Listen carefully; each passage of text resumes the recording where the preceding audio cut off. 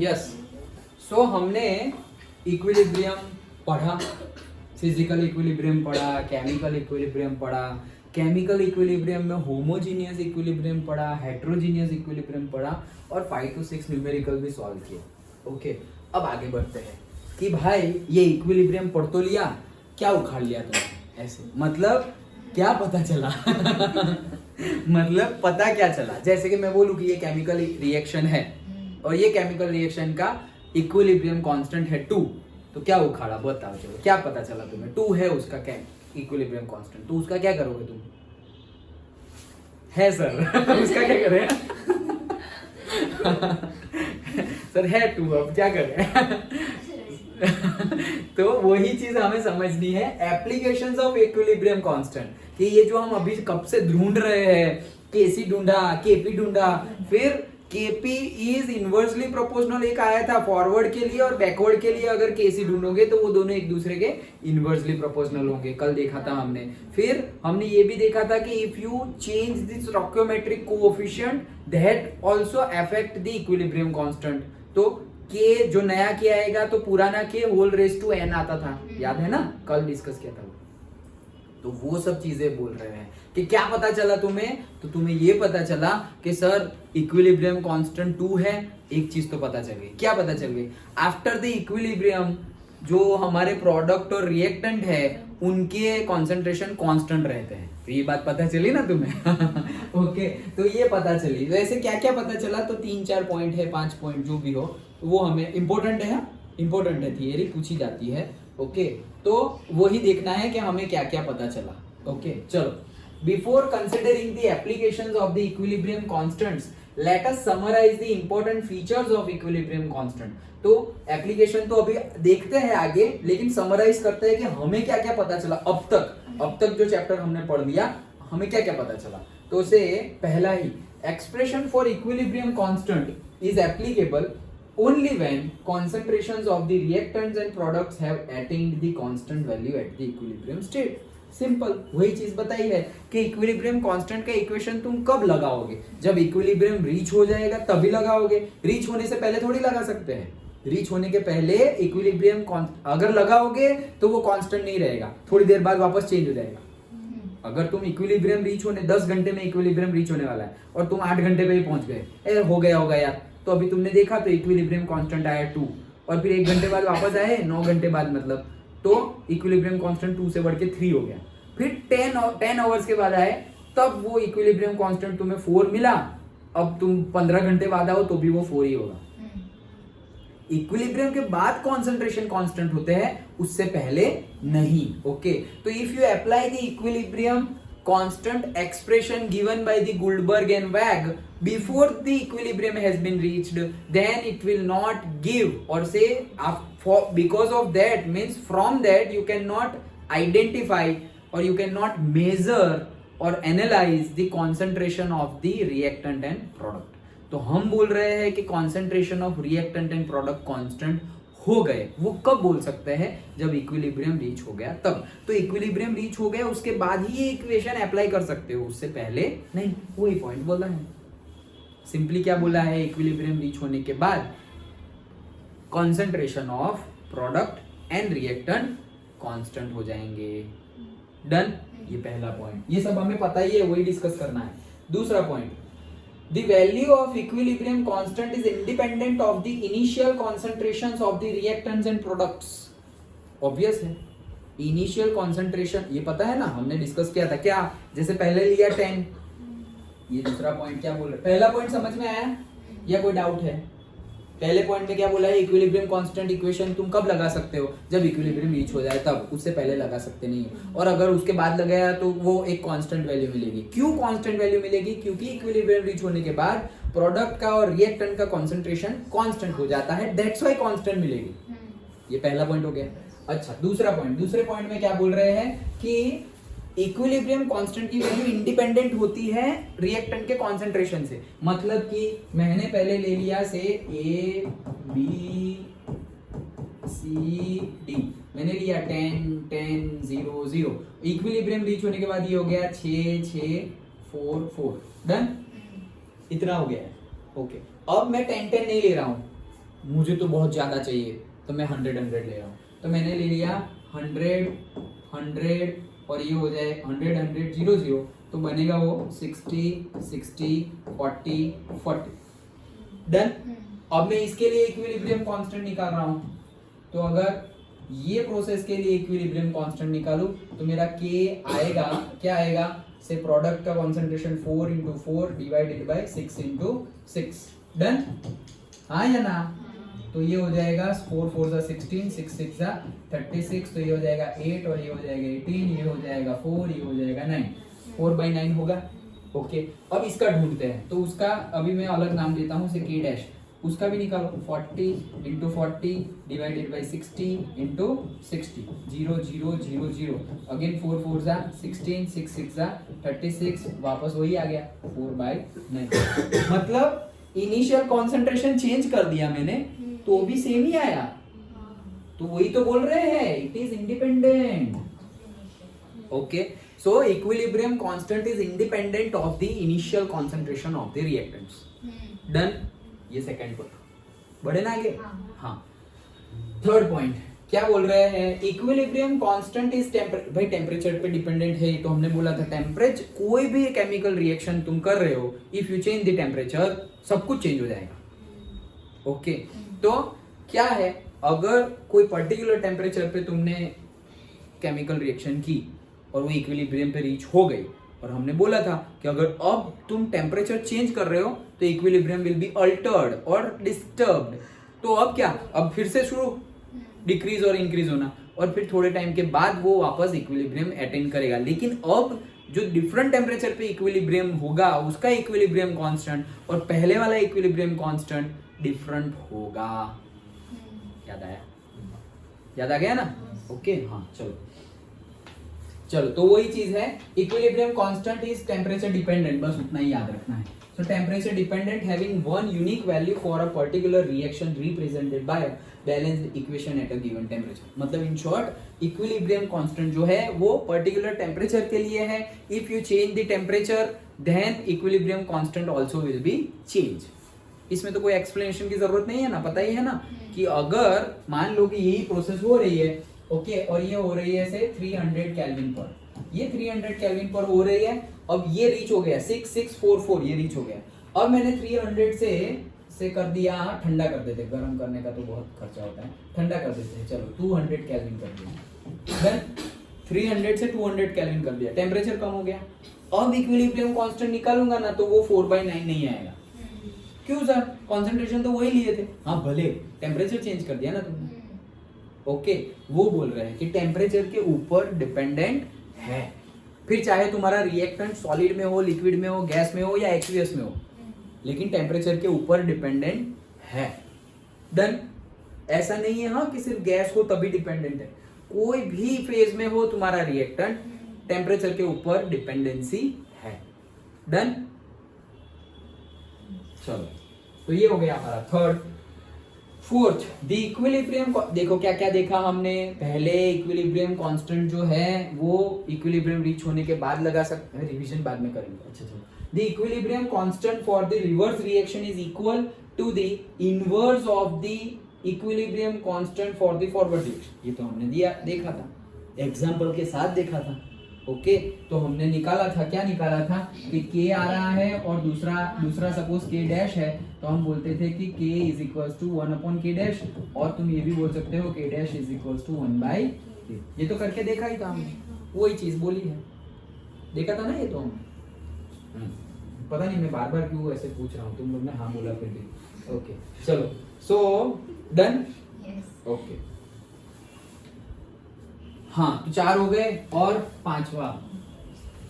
पांचवा the equilibrium constant K for a reaction is related to the equilibrium constant of the corresponding reaction whose equation is obtained by multiplying or dividing the equation for the original reaction by a small integer।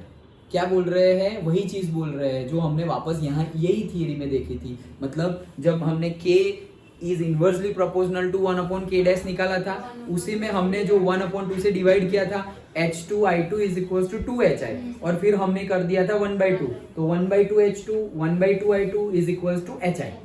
अब सिर्फ वापस किया तो हमें पता चला कि वो तो स्क्वायर रूट वाला आ रहा था, मतलब जो k आ रहा था उसके नीचे ऊपर 1/2 था, तो नया जो k है वो कैसे मिलेगा, पुराना k whole raise to that power, कौन सी पावर, जिससे तुमने मल्टीप्लाई किया, हमने 1/2 से मल्टीप्लाई किया तो वहां पर भी 1/2 आएगा। Done, okay. वो तो टेबल में भी गिवन है, वो तो टेबल में भी गिवन है, कहाँ गया, ये रहा, ओके ये रहा। तो नया जो आएगा वो पुराना होल रेज टू n आएगा, ये देखा था ना हमने कल करके स्क्वायर रूट वाला, ओके। अब क्यों स्क्वायर रूट, क्योंकि हमने 1/2 से किया था इसलिए स्क्वायर रूट, 1/3 से करते तो n रेज टू 1/3, मतलब n की जगह आता 1/3, क्यूब रूट आता। Done, okay.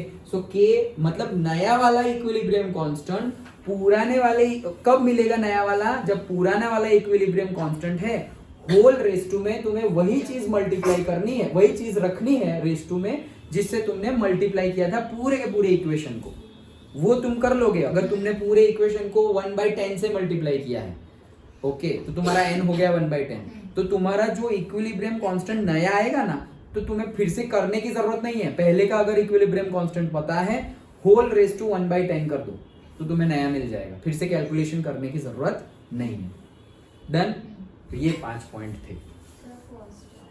फर्स्ट वाला, फर्स्ट इसमें या पॉइंट फर्स्ट वाला, हाँ पॉइंट फर्स्ट वाला क्या बोल रहा है कि इक्विलिब्रियम कांस्टेंट, तब इक्विलिब्रियम कांस्टेंट एक्सप्रेशन हम तभी अप्लाई कर सकते हैं जब इक्विलिब्रियम रीच हो जाए, मतलब कि वही कि इक्विलिब्रियम रीच होने से पहले इफ यू अप्लाई, ओके, तो वो डिफरेंट वैल्यू देगा, वो कांस्टेंट, उसको कांस्टेंट बोल ही नहीं सकते क्योंकि वैल्यू वेरी होगी, तो उसको कैसे कांस्टेंट बोल सकते हैं। फिर से बताता हूं, जैसे कि हमारी रिएक्शन है A plus B C plus D, मान लो कि ये इक्विलिब्रियम पे पहुंच रही है 10 घंटे बाद, ओके, ये पहले 10 लिया है और ये 0 0, हमने मान लिया कि 10 घंटे बाद इक्विलिब्रियम पे पहुंच रही है, इक्विलिब्रियम पे है ये 6 6 और 4 4, ये 6 6 और 4 4 होने में कितने घंटे लग रहे हैं, 10 घंटे, मतलब ये टाइम है, टाइम ऑफ द इक्विलिब्रियम, आगे आएगा ये सब टाइम भी आएगा चैप्टर में आगे, तो 10 घंटे लग रहे हैं, मतलब हम जो हमारा एक्सप्रेशन है कि भाई k इज इक्वल टू, ये तो दिख भी नहीं रहा है, okay, so k is equals to से c का कंसंट्रेशन, d का कंसंट्रेशन, a का कंसंट्रेशन और b का कंसंट्रेशन, ये कब लगा सकते हैं, अगर तुम से 8 घंटे बाद गए तो सपोज ये होगा कुछ से, मान लो कुछ भी होगा से 9 9 1 1 ऐसा कुछ हुआ 8 घंटे बाद, फिर 9 घंटे बाद फिर से गए, तो ये 9 घंटे बाद ये तुम्हारी वैल्यू आई से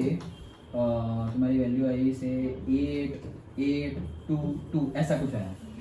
डन, और ये 9, अगर तुमने 9 घंटे बाद और से अगर तुमने 8 घंटे बाद अप्लाई कर दिया ये एक्सप्रेशन, इक्विलिब्रियम कांस्टेंट का एक्सप्रेशन, तो तुम्हें कोई वैल्यू मिलेगी, k की कोई वैल्यू मिलेगी।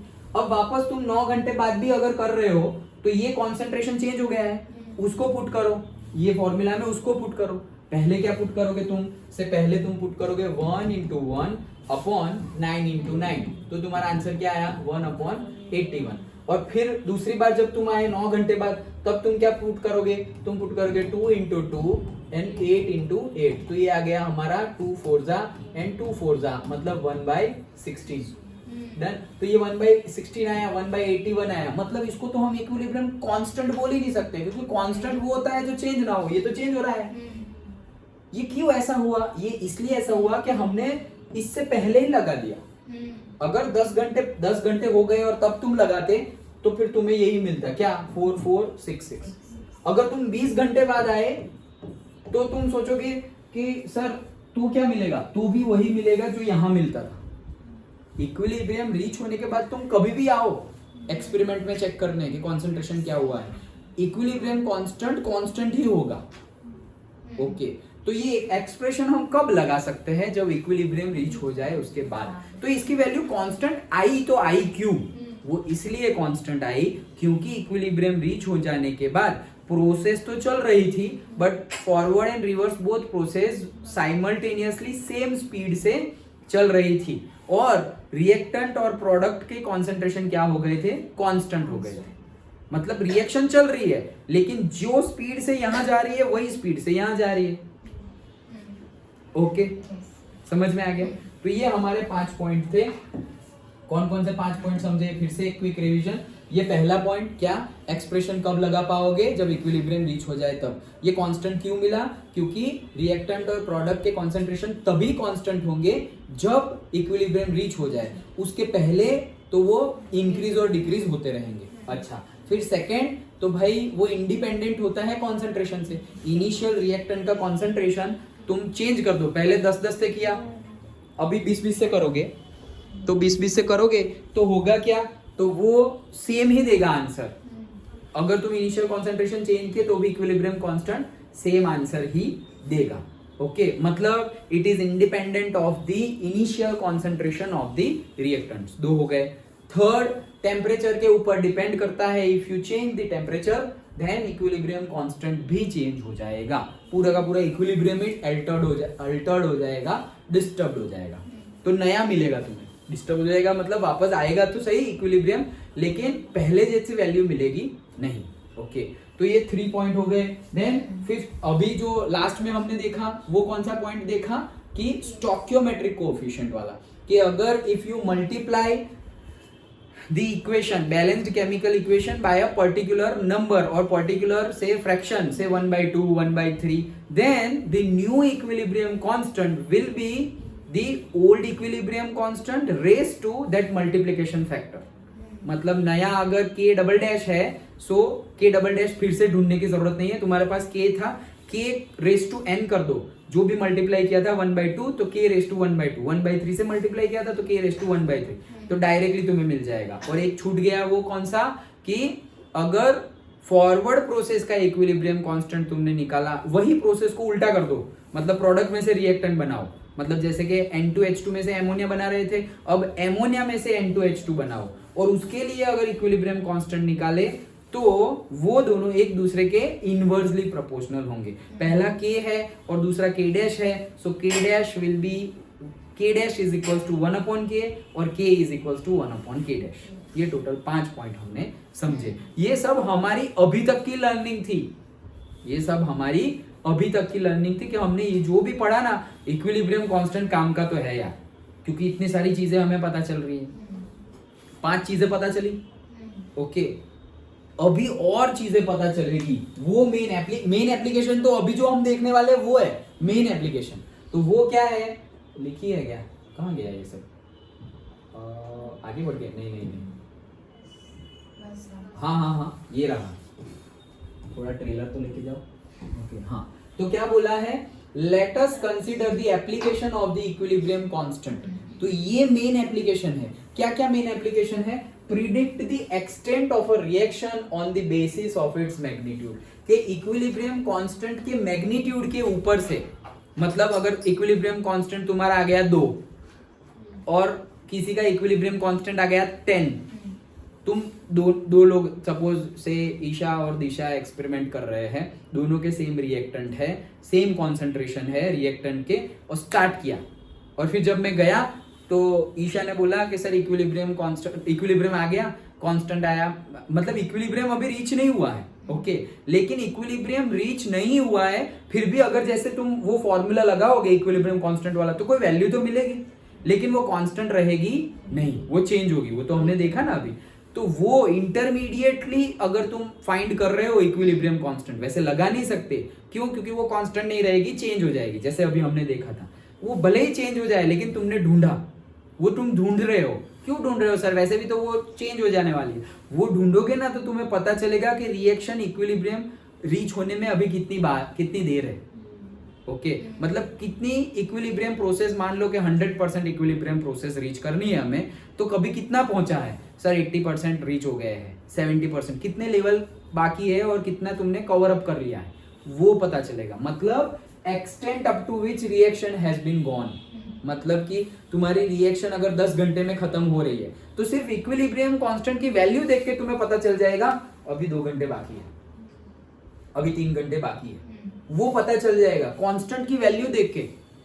इक्विलिब्रियम कांस्टेंट अगर तुम बीच में ढूंढ लो, वो वैल्यू देख के तुम्हें पता चल जाएगा कि कितना टाइम बाकी है, कितनी रिएक्शन आगे बढ़ी है और कितनी बाकी है। मतलब वो डिटेल में समझ रहे हैं, ये तो सिर्फ एक पॉइंट है, लेकिन उसमें क्या समझने वाले हैं वो मैं बता रहा हूँ।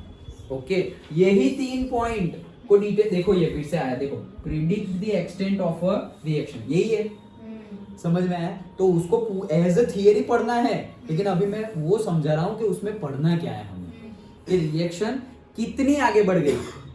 ओके, सपोज तुम्हें 95% लाने हैं, तो अभी के लेवल देख के मैं चेक कर लूँ अभी तुम कहाँ पहुंचे। अच्छा, अभी तुम 80 पे, 82 पे, 83 पे, 85 पे, 86 पे पहुंचे, ऐसे तुम्हारा अभी का लेवल देख के मैं बोल दूं अभी तुम यहाँ पहुंचे हो और तुम्हारा गोल है 95, लाइक दैट। समझ में आया? तो एक्सटेंड कहाँ तक पहुंचे वो पता कर सकते हैं। दूसरा, predict the direction of the reaction, direction भी पता कर सकते हो कि एक्चुअल में तुम फॉरवर्ड में जा रहे हो, इक्विलिब्रियम हो तुम, हाँ डायरेक्शन पता चल जाएगी कि तुम्हारी एक्चुअली डायरेक्शन कौन सी है। मतलब तुम N2H2 में से एमोनिया बना रहे हो या एमोनिया में से N2H2 बना रहे हो, वो भी पता चल जाएगा। वो देखेंगे हम, कैसे पता चलेगा वो देखेंगे, लेकिन ये पता चल जाएगा। And third point, calculate the equilibrium concentration. वही क्या कि इक्विलिब्रियम रीच हो गया तो कॉन्सेंट्रेशन तो कांस्टेंट हो जाएंगे, तो वो कांस्टेंट हो जाएंगे तो उसको फाइंड करना पड़ेगा ना। तो अभी तो फाइंड कर ही रहे थे, अभी फाइंड कर रहे थे, और डिफरेंट वे में कैसे कैसे फाइंड कर सकते हैं वो हम देखेंगे। ओके, तो ये एप्लीकेशंस देखेंगे। क्या क्या एप्लीकेशंस देखेंगे? पहला, प्रोसेस कब तक कहां तक आगे बढ़ी, मतलब extent up to which process has been completed. Okay, second, ये कॉन्सेंट्रेशन पता चलेंगे हमें, कॉन्सेंट्रेशन पता चलेंगे। और थर्ड, प्रोसेस फॉरवर्ड में वर्क कर रही है बैकवर्ड में वर्क कर रही है, वो भी तुम्हें पता चल जाएगा, वो वैल्यू देख के।